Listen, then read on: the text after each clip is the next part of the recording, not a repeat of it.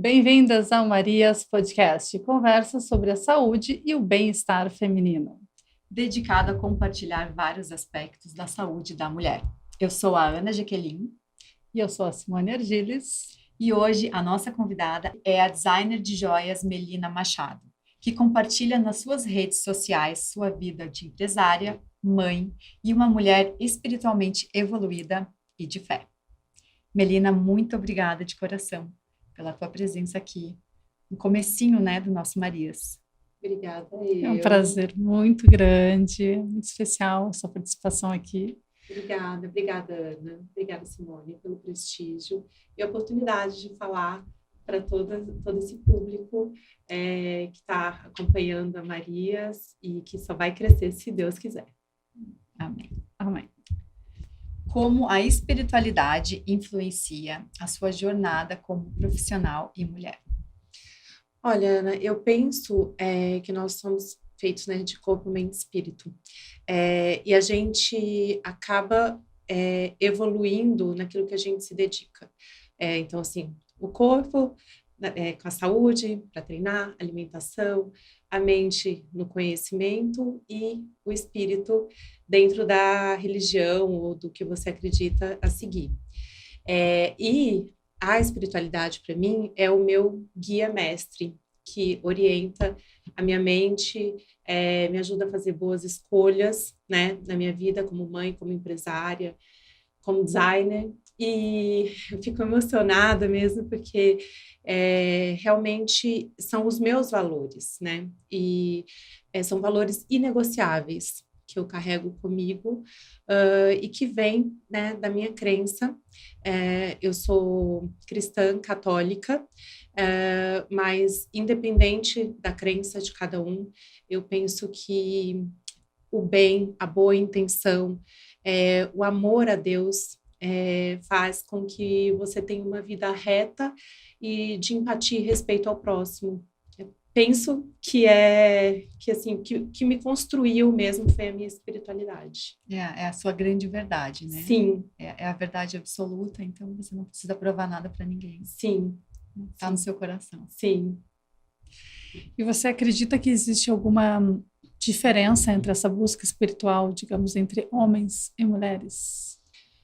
Olha, talvez mais por uma questão cultural. Então, quando se fala de, talvez, Brasil, uma cultura latina, uma cultura talvez mais machista, existem alguns preconceitos de repente, frequentar alguns lugares. Por exemplo, eu vou falar dentro da minha vivência na Igreja Católica. Então, por exemplo, na Renovação Carismática Católica, que é a qual eu participo, tem bastante homens, tem grupo de terço de homens, mas assim, eu sei que é uma exceção, porque daí nas outras igrejas mais tradicionais eu já percebo uma presença maior do público feminino. Uhum. Então, assim, eu penso que talvez a cultura possa influenciar nessa questão do homem não se abrir tanto quanto a mulher. E eu penso também que vai muito... como que eu posso te falar, assim... muito do modo de cada um enxergar a vida, independente de ser homem ou mulher. Claro, que a questão cultural, tudo isso impacta. Claro. Mas vai muito da sensibilidade de cada um e do sim para aquele chamado, porque eu penso que Deus nos chama o tempo inteiro. Então, a gente precisa ter olhos para ver e ouvidos para ouvir. Isso independente de ser homem ou mulher. Aí a questão cultural impacta quando tem essa questão do machismo, pode ser que o homem fique um pouco receoso a frequentar, por exemplo, o grupo do terço. Então, eu penso que existe sim, talvez Existe uma diferença por conta disso. Talvez exista também esse lado da mulher, não sei se você concorda, da mulher sempre estar à frente nesse sentido da maturidade, dela... se tornar mãe, e que é uma grande transformação. Sim. E tudo isso é uma transformação que, sim, muitos homens recebem, entendem e vivem e querem isso, mas a grande maioria ainda está começando a entender, A gente está no início, que os homens estão enxergando esse papel né, de pai, que é Sim. tão importante. E isso também está relacionado com a espiritualidade. Sim, sim, completamente. De novo, impacta a questão cultural, né? Por exemplo, na época dos nossos pais, eles cuidavam bem menos da gente, muito mais as nossas mães, do que hoje os homens cuidam Claro. dos filhos, né? Então, Uhum. por exemplo, eu vejo o meu irmão, que tem criança pequenininha, ele ajuda a minha cunhada meio a meio. Ótimo. E é bem diferente de lá atrás. Então, assim, quando você está ali cuidando, né, porque acaba o pai, né, dividindo o papel, vê o desenvolver da criança, fica com uma sensibilidade maior de atenção. Eu estou analisando pelo que eu vivo com meu irmão, por exemplo. Eu vejo que ele se tornou um ser humano muito mais sensível depois de se tornar pai, por dividir as tarefas e acho que viver mais o tempo presente, sabe? Viver ali aquele momento com a criança, aproveitar. Isso vai mexendo também na tua criança interior, vai te sensibilizando, né? Que você quer que seu filho esteja protegido. Algumas pessoas passam, né? Talvez que não tem uma espiritualidade mais desenvolvida, passa a desenvolver depois da experiência de se tornar pai e mãe. Uhum. Eu penso que é por aí. Qual papel a espiritualidade desempenha nas suas relações interpessoais e familiares? E aproveitando um pouquinho para contar a história do Vicenzo, seu filho. Tá bom. Bom, a espiritualidade, ela vem presente na minha vida desde muito pequenininha, através da minha avó, principalmente da minha avó paterna, que ela me ensinou a rezar o terço desde muito pequenininha, e eu tenho muita afinidade com ela. Ela foi embora daqui, eu tinha 9 anos, mas, na verdade, hoje, na vida adulta, eu entendo que sim, ela me levou por um caminho, mas eu já tinha isso aqui dentro, ela só ativou essa minha espiritualidade, deu um start e eu segui, mesmo com ela não mais aqui nesse plano, porque se isso não fizesse parte de mim, você concorda que eu iria abandonar? Então eu sempre fui uma criança que busquei o mundo espiritual. E sempre dentro da Igreja Católica. Então, quando eu tinha 13 anos, eu conheci a Renovação Carismática Católica, através da escola que eu estudava, que era uma escola católica, e tinha um grupo de jovens. E dali, até o presente momento, eu frequento a Renovação Carismática Católica. Interessante. Mas e aí vem a parte aí do vem Vi. a parte do Vi, tá bom. Bom, então, dito isso, eu sempre fui, né, tive essa vivência através da minha avó, dei sequência da minha escola, sempre fui uma pessoa de frequentar a missa aos domingos, rezar o terço, só que daí Deus me presenteou com o meu filho caçula, com um diagnóstico de neurofibromatose do tipo 1. Vou até falar um pouquinho, porque talvez seja esclarecedor. Ela é uma síndrome que acomete o cromossomo número 17, no qual a pessoa basicamente não tem receptores antitumorais. Então, ele tem uma maior chance de formar tumores do que nós. E a gente descobriu quando ele tinha 5 aninhos, e daí, até ele fazer 10 anos, era só uma questão de acompanhamento dos achados, que, graças a Deus, tudo normal, mas tem os achados que fecham o diagnóstico da NF1, dentre eles, eram uns pequenos nódulos no cérebro. Os médicos falavam, fique em paz, vamos só acompanhar. Tá bom, tá bom.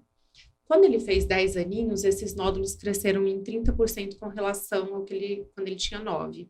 Então, foi indicado uma biópsia, e aí viver tudo isso não é nada fácil. Abrir a cabeça do seu filho com 10 anos de idade não é nada fácil. E aí a gente viveu tudo isso da biópsia, graças a Deus veio como benigno, né, proveniente da neurofibromatose do tipo 1, mas ocupando áreas muito nobres, então foi necessário entrar com radioterapia, uma cirurgia bem complexa e seguimos em observação, porém, em abril do ano passado, a gente passou um baita susto, em que os médicos pensavam que tinha acontecido uma metástase de ordem maligna. Então, eu fiquei, né, completamente sem chão. Claro, daí esse período dos 5 aos 10 anos dele, a minha espiritualidade, mas Aflorou. eu não digo que assim aguçou a espiritualidade, aflorou. Eu digo que eu já tinha, eu só aprofundei, né? Que é o que eu falo sempre para o Espírito Santo: me leve para águas mais profundas, eu não quero ficar na superficialidade. Por favor, permita todos os dias, quando eu vou à Santa Missa, eu peço isso na hora em que o padre nos apresenta a Eucaristia, eu peço: Jesus, me leve para águas mais profundas. Então, foi isso que ele fez, eu pedi, ele fez.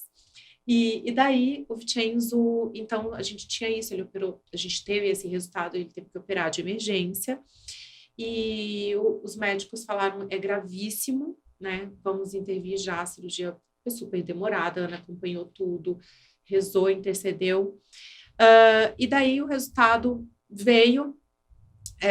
Mentira, não veio o resultado, desculpa. O médico saiu do centro cirúrgico e falou pra gente assim: ó, limpei tudo que podia limpar, porém, sigo com a opinião da ressonância que nós vimos características metastáticas malignas. Na hora que alguém fala isso, né, com toda a propriedade de um cientista para uma mãe, é de cair dura no chão, né, gente? E então, assim, logicamente que eu chorei, né? Falei: doutora, eu não estou aqui te questionando, mas eu quero te falar uma coisa. Eu confio em Jesus e eu tenho certeza que ele vai fazer o melhor para o meu filho. Ele me deu, ele quis me dar, ele tem o direito de tirar, lógico que sim. Muito duro o que eu estou te falando. Mas eu tenho certeza que meu filho vai ficar bem. Aí ele falou: vai, menina, olha, difícil, uma mãe tão nova, tão forte. Falei: não sou forte, forte é o Deus que habita em mim. Falei: me deixa ver meu filho. Ele me levou pro pós-cirúrgico, o Vi estava lá deitado. Vou contar toda a história, depois se quiser, você corta. O Vi estava lá deitado. Depois você enxuga. Deitado, né, no pós-operatório, eu encontrei com ele, ele abriu o olho e falou: mamãe, eu venci. Falei: você venceu, amor, lógico que venceu. Ele falou: Jesus veio até mim e falou que eu venci. Pensei que ele estava sob efeito de anestesia, né? Falei: ele falou: estava doendo muito no meio da cirurgia, demorou mais do que o previsto realmente. E eu estava indo embora. E Jesus veio e falou: Vi, volta, você já venceu. E aí, a enfermeira veio, conversou com ele, falou: não, ele está perfeito, respondendo super bem, vamos para a UTI. Vamos para a UTI, ele teve uma melhora, não, desculpa, uma recuperação excepcional. A gente teve alta no 3º dia, inclusive hoje, não sei quando o podcast vai ao ar, mas hoje está fazendo 10 meses que tudo isso aconteceu. Foi o dia da cirurgia dele, né? Dia 21 de abril. E daí ele teve uma melhora excepcional. Tivemos alta 4 dias depois, ele saiu andando, e quando ele estava andando pelo corredor, ele falou para mim e para o pai dele, ele falou: vocês lembram que das outras cirurgias eu saí de cadeira de rodas? Agora eu estou andando, porque Jesus falou que eu já venci. E daí ele venceu. Porque daí 5 dias veio o resultado da biópsia, e o oncologista abriu a porta e falou assim pra gente, surpreendentemente, eu jamais vou esquecer essa palavra dele, surpreendentemente, não era nada daquilo que prevíamos. Trata-se de uma necrose, estava tudo necrosado. Eu falei: necrosado é queimado? Ele, é tipo como se fosse. Eu falei: o Espírito Santo queimou. Ele falou: olha, a gente pensa que pode ter sido algum efeito colateral, né, da radioterapia que ele fez em 2021, mas a gente vai mandar para um estudo ainda mais aprofundado no Texas e a gente volta com o que a gente vai fazer, tá bom? Tá bom, mas aí já tirou um caminhão de melancia das minhas costas, né? E eu já saí de joelhos andando no corredor do hospital, inclusive o médico também ficou muito surpreso, muito emocionado. Bom, daí veio esse bendito estudo do Texas com exatamente o mesmo resultado que tinha acontecido aqui, né, na biópsia daqui. E aí a orientação foi ele fazer um tratamento por segurança, e ele tá ótimo, lindo, jogando bola, estudando. Então, assim, nesse mergulhar aí dessa dor profunda, eu também fui para um encontro mais profundo com Deus, com a Virgem Maria, de novo, né? Eu sou católica, então eu confio na intercessão de Nossa Senhora, dos anjos e dos santos. E então eu pude viver a experiência de dor, mas de muito amor e um acolhimento mesmo de Deus. Então, às vezes, no meu dia a dia, eu estou passando por momentos difíceis no trabalho, eu falo, Jesus, só me dá aquela paz do hospital. Porque em meio ao caos, eu vivi uma paz muito profunda, uma segurança muito profunda. Então, eu tive essa oportunidade de viver a dor, mas também de viver um crescimento, e que hoje eu carrego como uma missão, no qual eu tenho que ajudar. Eu tenho não, eu faço isso já com muita naturalidade, de ter misericórdia, peço a Deus que me dê a capacidade de ter misericórdia para com o próximo, e que eu nunca passe despercebida da dor do outro, seja ela pequena ou grande, porque não existe dor maior nem menor, existe aquela dor, de cada um, né? Então, com essa dor que eu já passei, sempre tem muitas pessoas fazendo coisas muito piores, mas eu posso ajudar talvez com uma palavra, com essa frase, Jesus, eu confio em vós, que foi ela que me deixou em pé, eu estou aqui para ajudar. Que linda história. E você compartilha muito nas suas redes, tudo isso que inspira pessoas, e você, inclusive comigo e com grupos, né? Uhum. Eu vejo você sempre mostrando essa alegria, esse caminho. Então, ninguém sabe o que o outro está passando, mas é incrível. Às vezes parece que vem aquela resposta, tá ali, Melina Machado. Vem aquela frase, aquela passagem bíblica, e você fala, nossa, obrigada. E é Deus, né? E é essa conexão. Então, eu também enxergo assim, e graças a você, porque eu acho que você traz isso, e ela traz isso, né, para muitas pessoas. Então, por isso eu falo da tua rede. A tua rede é muito forte nas suas joias, né, nas suas peças lindas, né, que você se inspira muito. Mas tudo tá tudo envolvido, né? Tem uma luz, né, por trás disso. Sim. Que é inacreditável. Porque daí eu penso assim, ó, quando você tem esse aprofundar na espiritualidade, de novo, independente da sua religião, você descobre, é um caminho de autoconhecimento no mundo espiritual. Eu também faço análise, né? Passo por análise há mais de 15 anos. Então, quando você une a ajuda de um profissional bem, né, capacitado para pegar na tua mão e te fazer, né, caminhar, com o espiritual, né, também bem trabalhado, você começa a enxergar todas a sua pequenez, que eu acho que é isso. Acho que o grande salto é a gente se enxergar pequeno, porque do pó viemos, ao pó voltaremos, né? Então, quando se enxerga pequeno, e alguém às vezes me conta algo e eu vejo que a pessoa está constrangida, eu falo algo que a minha psicanalista lá atrás, quando a Valentina, minha filha mais velha, tinha 2 meses, eu comecei a fazer análise com ela. E hoje ela já não está mais aqui entre nós, mas ela falou para mim um dia assim: eu não vou estar mais aqui neste mundo, mas eu vou estar dentro do seu coração. Ela se chama Ivanete Munhoz. Eu vou estar dentro do seu coração. Você vai estar usando o que eu te falei aqui nessa sessão para ajudar outras pessoas. Dito e feito. Quando você encontra essa pessoa que ela está constrangida para te que ela contar, está, de repente ela quer me pedir uma ajuda, de repente ela sente essa abertura, quer me pedir uma ajuda, mas está com vergonha de me contar o fato. Então a Ivanete me ensinou o seguinte: tudo que é humano não nos é estranho. Se para nós, que somos pequenos e falhos, não nos é estranho, imagine para Deus que nos fez. Então, assim, não tenha medo de se reconciliar com Deus. Você está afastado, ele está lá, de braços abertos, né? Só que ele é um gentleman, ele não entra se você não permitir. Então, é uma porta, seu coração tem uma porta, e a fechadura só está para o lado de dentro. Ele só vai entrar se você permitir, se você abrir. Então, ele não está aqui para te julgar, ele está para te acolher na sua pequenez. E como você concilia, como você equilibra, né, a espiritualidade com os desafios da vida moderna, a pressão social? Olha, eu penso que a espiritualidade, ela vem acompanhada de uma calmaria. Por quê? Porque você vive da providência divina. Então, assim, viver da providência divina é ter a certeza de que a gente não tem controle de nada, né?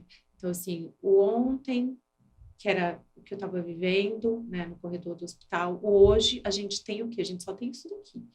Nossos filhos estão em casa. Sim. E a gente confia no quê? Que eles estão protegidos por Deus, porque a gente se ilude que eles estão em casa, tá tudo sob controle. Deus me livre, mas pode acontecer de tudo, claro. Né? Uhum. E assim, se você transportar esse fato para o restante, então para os seus negócios, né, para os seus compromissos financeiros, também você tem que dar o melhor. Aquilo que cabe a você, você pode ficar tranquila, Deus não vai fazer. Você tem que fazer, né?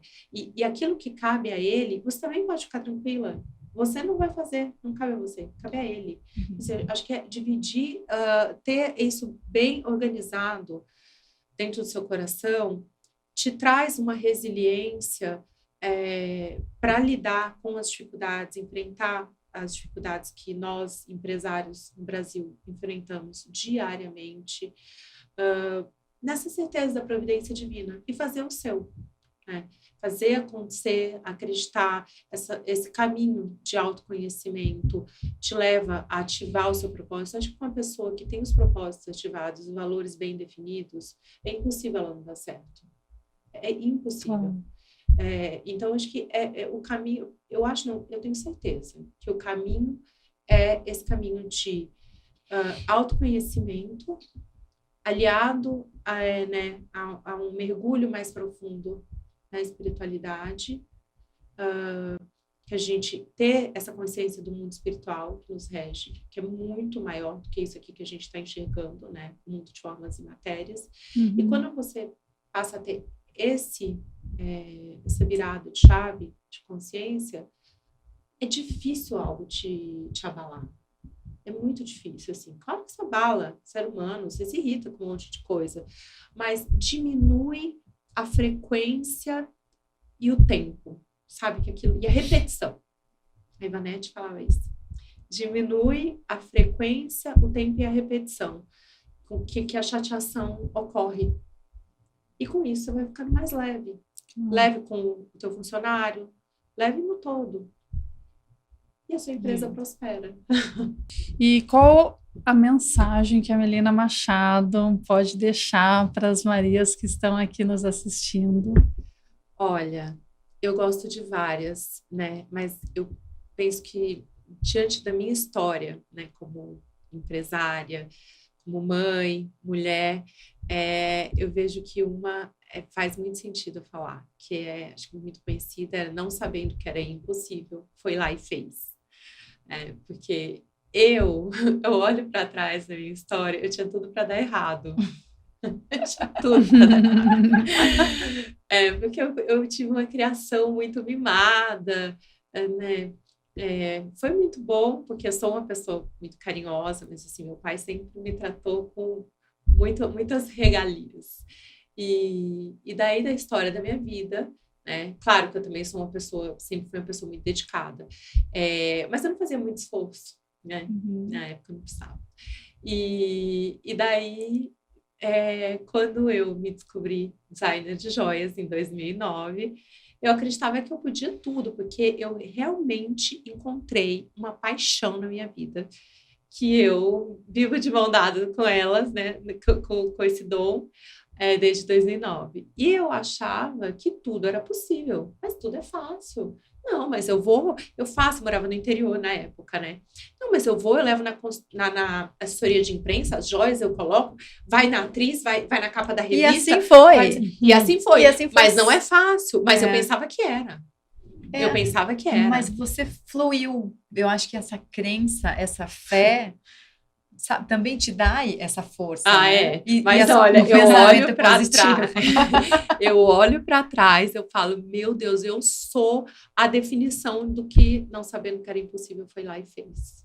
Isso é muito legal. Uma mensagem muito especial, né? Obrigada, Melina, de coração. Obrigada. Foi um prazer enorme. Obrigada, meninas. Obrigada.